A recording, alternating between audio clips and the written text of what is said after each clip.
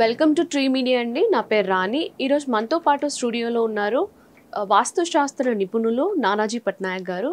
నమస్తే గురుగారు. శ్రీమాత్రే నమః. ఇప్పుడు పహల్గామ్ అటాక్ జరిగింది. Yeah. ఒక వారం రోజుల క్రిందట ఒక అవును. అటాక్ జరిగింది. అది అందరికీ తెలిసిన విషయమే. చాలా బాధాకరమైన విషయం అవును. అది. ఎంతో మంది 28 నుండి 30 వరకు చాలా మంది చనిపోయారు. దాదాపు 27 మంది చనిపోయారు. 28వ చని- వ్యక్తికి బాగా తీవ్రమైనటువంటిది అవునండి. లాస్ట్ లో ఇది ఇవ్వడం జరిగింది. అండ్ ఆల్సో ఈ హిందువులనే టార్గెట్ చేసి ఎందుకు మన ప్రకృతి రోజు రోజుకి ఎందుకు ఇలా విపరీత స్థాయికి మనం వెళ్ళిపోతున్నాము అంటే ఏదన్నా వికృతి జరగబోతుందా? ఒకటేనమ్మా, మనం ఆల్రెడీ ఒక 40 days బ్యాకే ప్రిడిక్ట్ చేయడం జరిగింది. మీరు యూట్యూబ్లో వీడియోస్ కూడా ఉన్నాయి, మీరు చూసే ఉంటారు. కొంచెం యుద్ధ సంబంధంగా, నావీ పరంగా యుద్ధ సంబంధంగా వస్తుందని ఒకటి, కొంచెం ఇట్లాంటి జిహాద్ కానీ లేకపోతే ఇలాంటి కొన్ని ముస్లిం ఇతరులను మాత్రమే టార్గెట్ చేస్తూ, ముస్లిమ్స్ అనుకుంటే వాళ్ళని చంపకుండా. ఇప్పుడు ఒక చిన్న విషయం, చాలామంది ఏమంటుంటారంటే ఇదే దేశంలో ఉంటూ రాజకీయ నాయకులు హిందూ ముస్లిమ్స్ని వేరు చేస్తున్నారు, ఇట్లాంటి మాటలు మాట్లాడతారు. ఇప్పుడు ఎవరు వేరు చేశారు?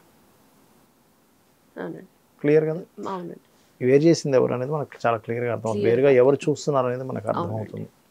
ఒక పాయింట్ నెంబర్ 1. రెండవది ఏంటంటే ఇవి అసలు ఎందుకు జరుగుతాయి ఇట్లాగా అన్నప్పుడు, ఎప్పుడైనా కాలసర్ప దోషము అంటారు దాన్ని. కాలసర్పంలో గ్రహాలన్నీ వచ్చి ఓకే. కుజుడు నీచంలో ఉన్నా లేదా కుజుడు పాపగ్రహాలతో చూడబడుతున్నా ఉన్నా ఇటువంటివి వస్తాయి. అందులో పర్టికులర్గా జలరాశుల్లో ఉన్నాడు కుజుడు.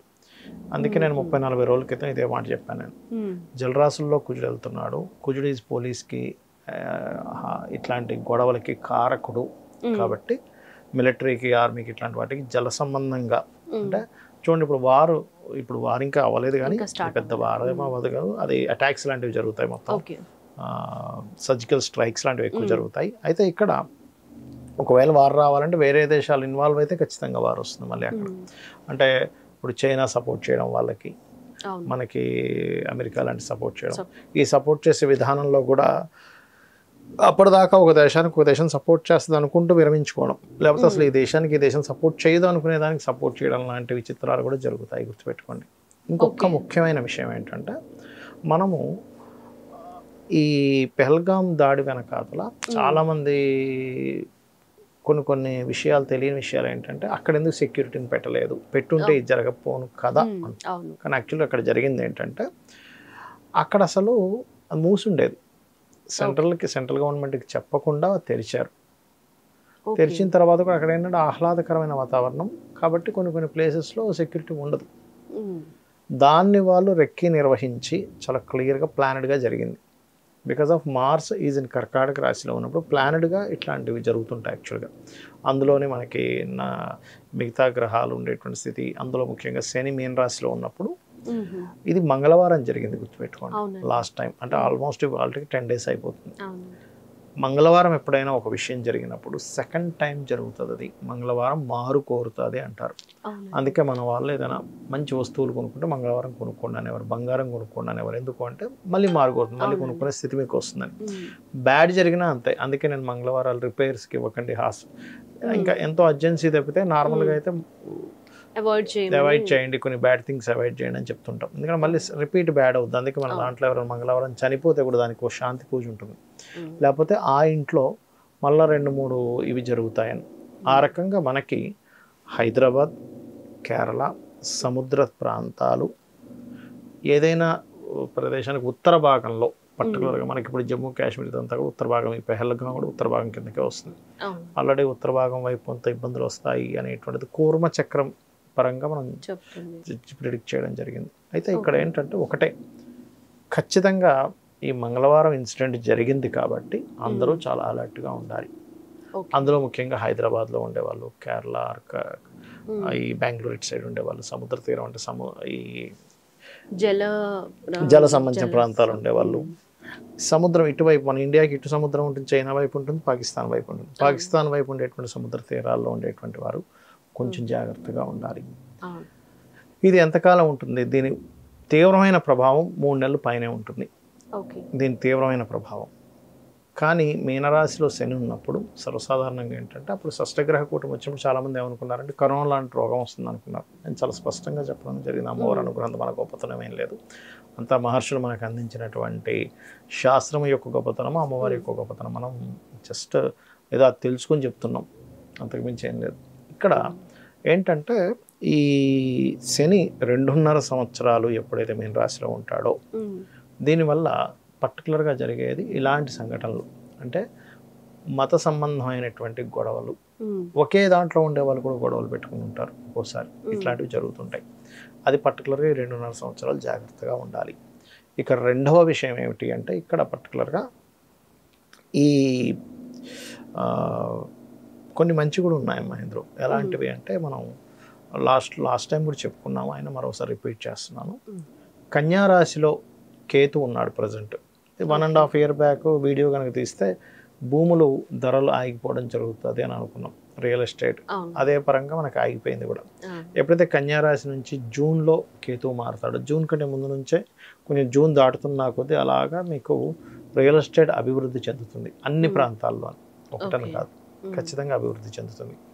మరి సింహరాశిలోకి వెళ్ళినటువంటి కేతువు ఏం చేస్తాడు అంటే అక్కడ సింహరాశిలో కేతు వెళ్ళిన తర్వాత కుజుడు కూడా వచ్చి కలుస్తున్నందుకు కొంచెం ఈ రాజకీయ నాయకుల మీద, ఒక పెద్ద పోస్టులో గవర్నమెంట్లో ఒక మంచి పోస్టులో ఉండేటువంటి వారి మీద కూడా దాడులు జరుగుతాయి, లేదా వాళ్ళు కొంచెం మార్పులు జరుగుతాయి. అంటే వాళ్ళు పదవులు మారడం, లేకపోతే పదవులు కోల్పోవడం, లేకపోతే ఒకే రాజకీయంలోనే అంటే ఒకే పార్టీలోనే విభేదాలు ఏర్పడడం.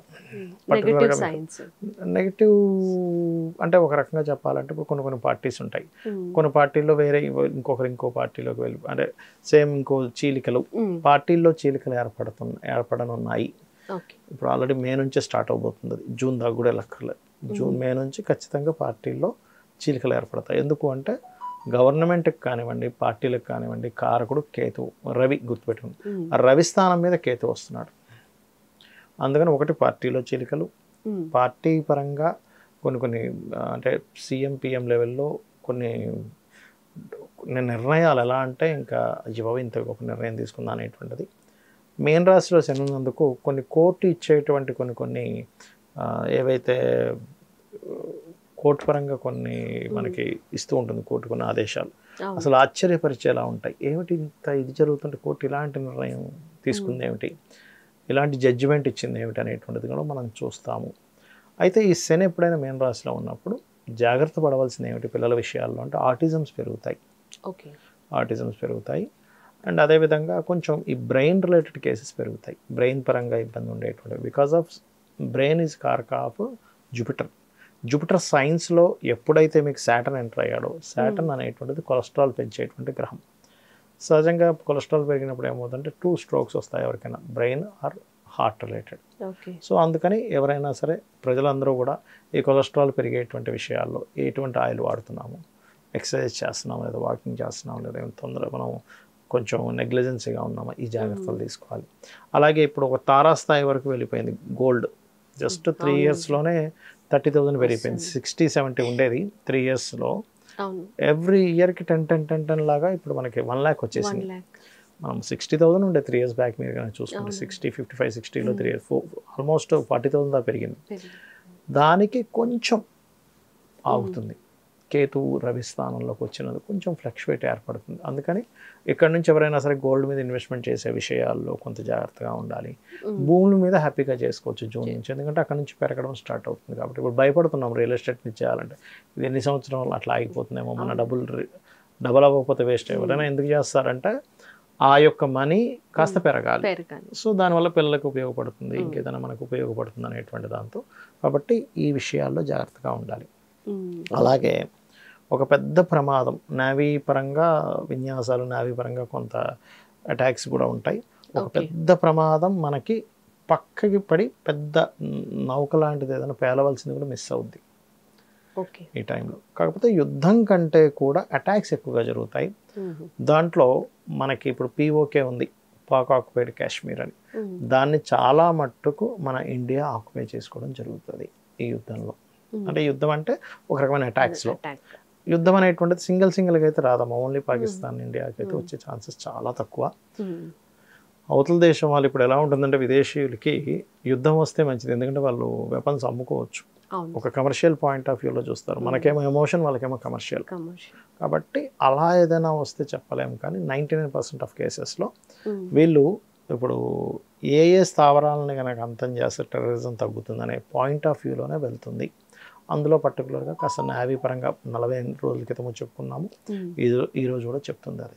పెహల్గామ్ ఇలాంటి అటాక్స్ మళ్ళీ ఫ్యూచర్ ఉన్నాయమ్మా, అందుకే చెప్పాను కదా, హైదరాబాద్, కేరళ అండ్ కొన్ని ప్రదేశాలు ఉన్నాయి అటువంటి, అంటే పర్టికులర్గా సముద్ర తీరాలు, నీటి ప్రదేశాలు అండ్ అలాగే ఉత్తర ప్రాంతాలు, పర్టికులర్గా ఇప్పుడు హైదరాబాద్లో ఉత్తర ప్రాంతం ఎటుంది అని చెక్ చేసుకొని ఆ రకంగా కొన్ని ఎక్కువ జనాల గుమ్మగుమ్మడే ప్రదేశంలో ఇప్పుడు అమర్నాథ్ యాత్ర ప్రారంభిస్తారు, అక్కడ కూడా కొంచెం జాగ్రత్తగా ఉండాలి. ఎందుకంటే సాటర్న్ మీనరాశిలో ఉన్నప్పుడు ఎక్కువగా, నేను గతంలో కూడా 40 days బ్యాక్ కూడా పీఠాధిపతులకు కూడా కొంత ఇబ్బంది ఉంటుంది అని చెప్పాను.